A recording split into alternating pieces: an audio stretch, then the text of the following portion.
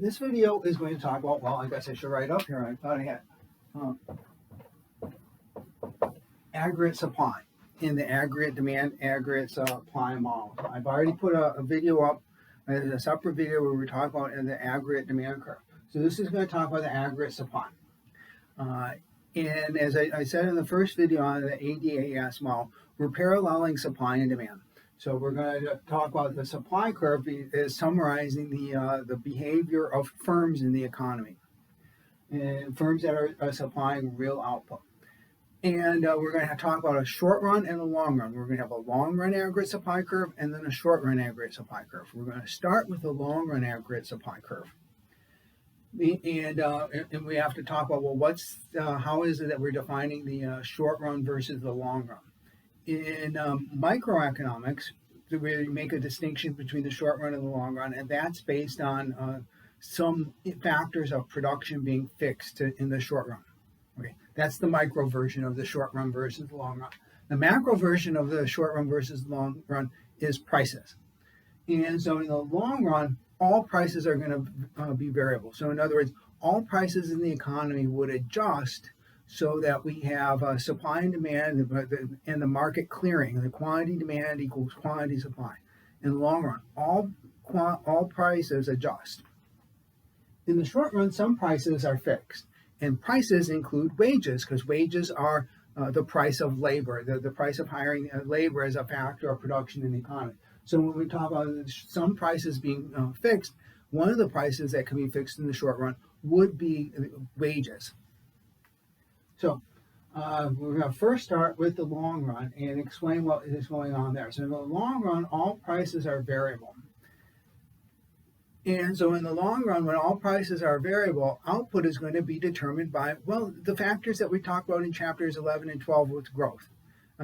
Output is going to depend on things like a number of factors of production available, technology in the economy, and then institutions. None of those factors really depend on the price level.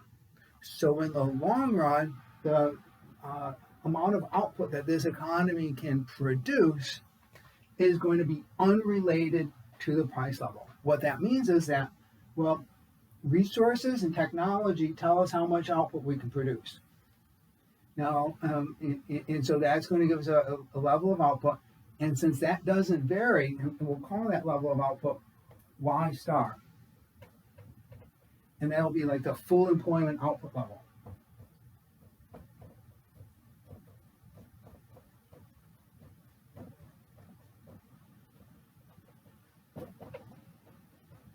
And because the prices don't matter for them, this is going to be determined on the amount of output, the amount of inputs that we have in the economy, technology, the production function that we talked about with growth, and then institutions that might be there, and those will not change when the CPI, the consumer price level, goes up, index goes up or down a little bit. Though the price level ultimately isn't fundamental. The things that we're talking about here for the full employment output are fundamental. They are factors of production, they're technology. Prices don't affect those fundamentals, and so therefore output in the long run is going to be vertical. So that will be the long run aggregate supply curve. We'll call that LRAS. That's the long run aggregate supply curve. So that's a little bit, in some sense, a little easier to think about. There's nothing that the price level could possibly do to affect the amount of output in the long run. We simply couldn't say, like, let's raise prices and like somehow that gives us a better ability to produce goods and services. That doesn't make any sense. Ultimately, prices are related to money. So another way of thinking about this is that the amount of money in the economy, because money ultimately in the U.S. economy are these green pieces of paper. How is it that having more green pieces of paper are going to allow us to produce more goods and services in the long run? Green pieces of paper aren't, labor. They aren't natural resources. In fact, we've used some natural resources to print up green pieces of paper. They're not technology. They don't allow us to have, figure out how to use robots or artificial intelligence. So it's simply not something that can ultimately increase our ability to produce goods and services. So this is going to be the long run aggregate supply curve. Now, when we normally drew like the supply curve for a single good in the demand supply model, we drew it with a positive slope. And that's what we're going to have for the short run aggregate supply curve. The short run aggregate supply curve is going to have a positive slope.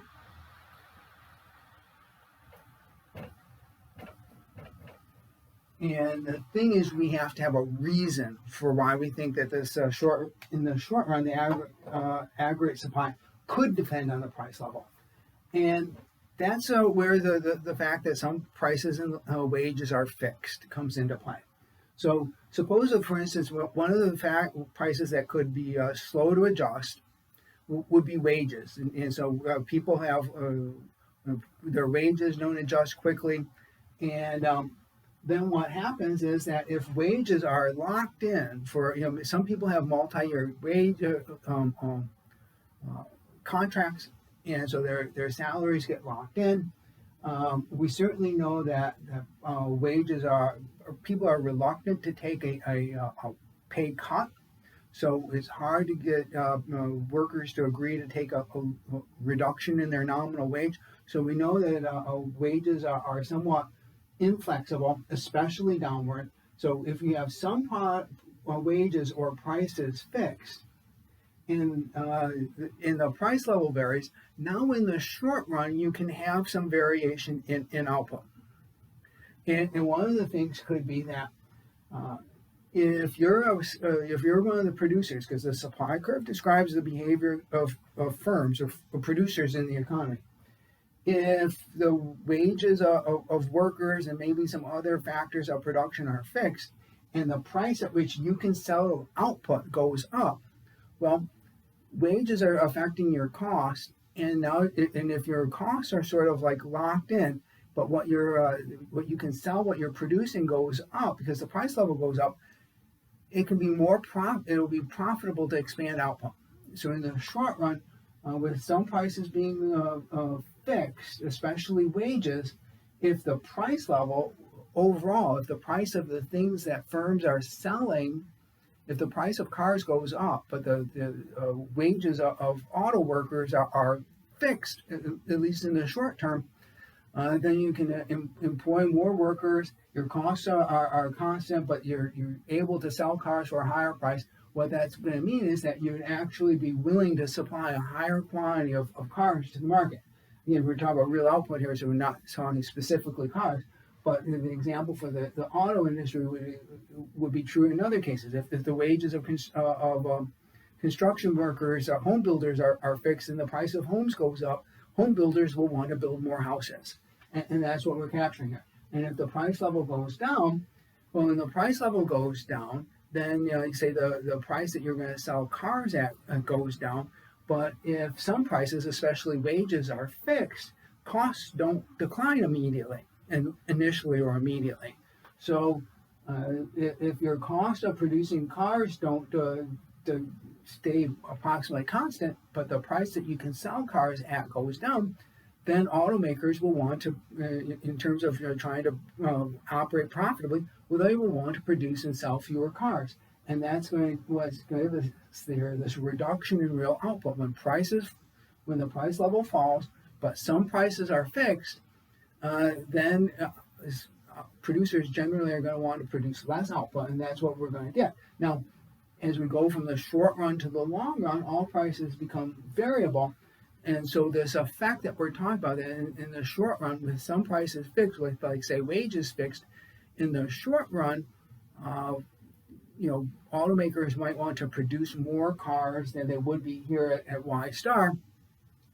And so for a little while, output could rise above the full employment level, or similarly, if the price level falls, for a short while, automakers will produce fewer cars because their wages haven't adjusted. Until wages adjust, they're going to continue to, they will produce fewer cars, and we'll see this decline in real output. So it's because some prices are fixed that we get this upward sloping short run aggregate supply curve. And so in the book, they'll specifically give things like menu costs and sticky input prices. Well, that's the sticky wages I've been talking about. That's exactly how they label it. And then money illusion as a possible money illusion would refer to the fact that if there was some inflation in this economy and workers get a increase in their nominal wage, they might confuse that for a increase in their real wage. You get a 5% raise, but if inflation is running at 5%, the raise is just offsetting for the effect of inflation. But on the day that you hear you're getting a 5% raise, you might think, oh, I'm getting a raise, I'm actually richer than I was before. Well, no, the raise is just letting you keep up with inflation. So you might get confused and have sometimes what's referred to as money illusion. And somehow as prices are adjusting here, think that's, you might mistake some adjustment in nominal prices for adjustment in real prices. But in any event, I think the story about profitability when some input prices are fixed, I think is a good enough one to sort of give you the understanding of why it is that this short run aggregate supply curve is positively sloped. So that's aggregate supply, and we have our two different aggregate supply curves. And I'm going to have another video then to talk about equilibrium in this model.